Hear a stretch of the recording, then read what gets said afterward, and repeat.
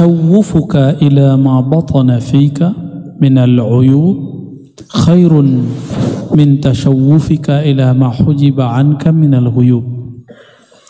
Jadi godaannya kajian kita malam ini adalah godaannya orang yang mempunyai hati yang sensitif, kolbu yang tajam. Apa godaannya? Ini yang mau kita kaji di hikmah yang ke-32 atau 40 ya. Tashawwufuka itu berarti kecenderunganmu ingin mengetahui ila ma batana fika minal uyub, untuk mengetahui apa yang tersembunyi di dalam dirimu daripada aib, khairun, lebih baik, min tashawwufika ila ma hujiba anka minal ghuyub, daripada engkau disingkapkan alam gaib atau yang tidak tampak secara kasat mata, isi hati orang, benda di balik tembok, sesuatu yang tersimpan di dalam perut bumi. Godaan-godaan untuk mengetahui ini itu akan terjadi pada orang yang sedang berlatih spiritual, apapun alirannya, apapun agamanya, sama semua. Jadi kalau orang sedang belajar ilmu-ilmu tentang spiritualism, apa yang terjadi? Kerohanian, dia tertarik ingin ngetes isi hati orang. Ya, benar nggak? Tertarik untuk mengetahui isi pikiran orang, ingin ngetes apa yang terjadi hari ini, adu-adu kesaktian. Itu ujian-ujiannya. Lalu apa kata Imam Nutailah Sekandari? Engkau melihat aib di dalam dirimu, tersingkap aib dirimu, itu lebih baik daripada tersingkapnya alam ghaib. Aib, ghaib beda, ain ma ghain aja. Beda ain dan ghain itu sudah beda makna. Ya. Ternyata kebanyakan orang memandang dirinya nggak punya aib, memandang dirinya sempurna, sehingga tidak ridho aibnya dibuka. Akhirnya dia lebih sedang membicarakan orang lain karena merasa dirinya suci. Nah, ini yang terjadi di kebanyakan orang-orang yang sedang belajar ilmu-ilmu kerohanian. Ya. Bahkan baru belajar fikih aja begitu. Coba kalau belajar bid'ah, sunnah bid'ah, pengennya ngapain? Bidahin orang, ya kan? Belajar ilmu akidah, pengennya ngapain? Nyesatin orang. Itu godaannya sama. Orang begini jadi mufti. Apa jadinya? Muftinya suka mencari kesalahan kelompok-kelompok yang ada, bukan membina. Kalau orang ulama harusnya membina umat, bukan nyalahin umat. Kalau enggak, untuk apa dia jadi ulama? Untuk apa dia duduk di majelis-majelis ulama, di jabatan-jabatan keulamaan? Untuk apa? Untuk cari kesalahan orang. Berhenti aja jadi ulama, ya. Ulama itu orang yang takut kepada Allah. Orang yang takut kepada Allah sibuk dengan aibnya, bukan sibuk dengan kelompok lain. Maka kita agak kecewa kalau ada tokoh-tokoh yang menganggap dirinya ulama lalu sibuk dengan aib-aib kelompok-kelompok yang masih ahlus sunnah wal jamaah, yang masih bertasawuf dengan baik, yang masih berfikih dengan baik, bersyariat dengan baik. Itu agak kecewa besar saya, ya.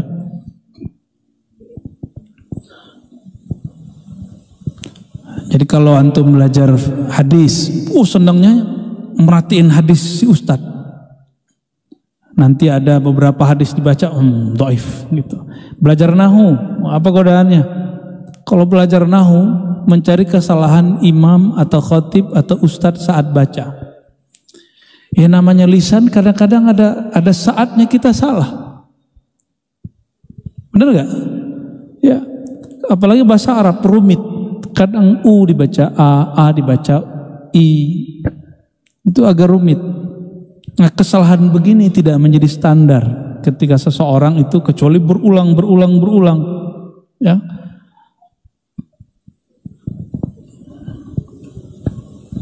Jadi mulailah dari malam ini mendisiplinkan kerohanian, tidak mencari aib orang.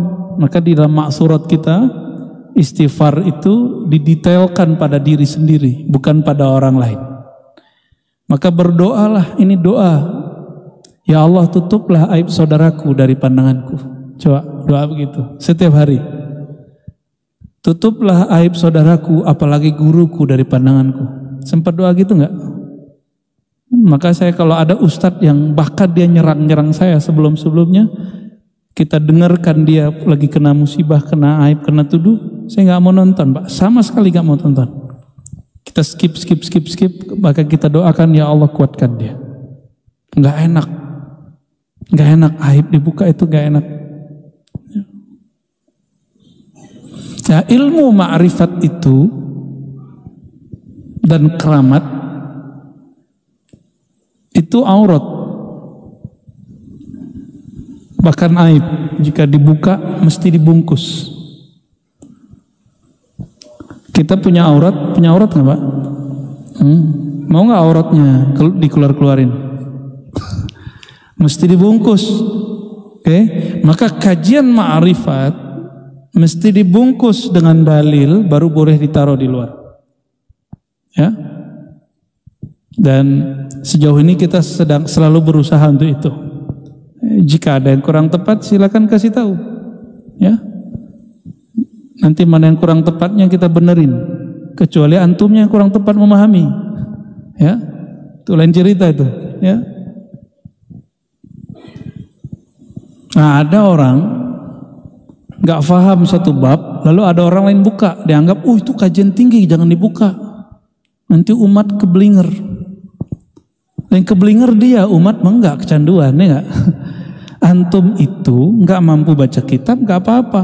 Tapi jangan sampai ruhnya ketinggalan.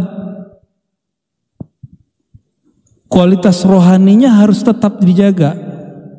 Enggak mesti bisa baca kitab. Maka santapan rohani, ma'rifat rohani bukan saja untuk yang mampu baca kitab. Bukan hanya untuk santri dan kiai. Jadi saya tidak sepakat dengan orang-orang yang mengatakan kalimatnya benar, kalimat begini. Benerin aja syariat dulu. Itu kalimat benar. Yuradu bidzalikal batil, tapi maksudnya batil. Untuk menghalang-halangi orang buka ilmu kajian-kajian ma'rifatullah. Justru membenarkan syariat itu dengan berhakikat. Ya.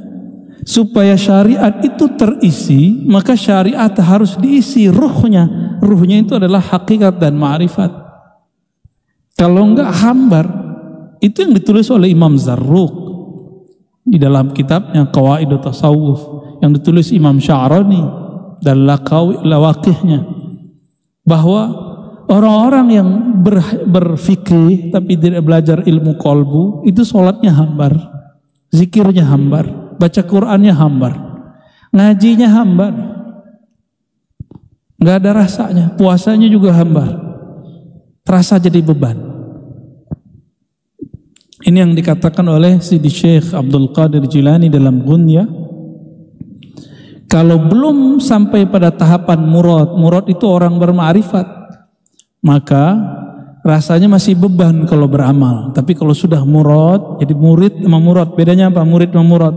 Murid itu berusaha melawan malas, melawan ngantuk, melawan bosan.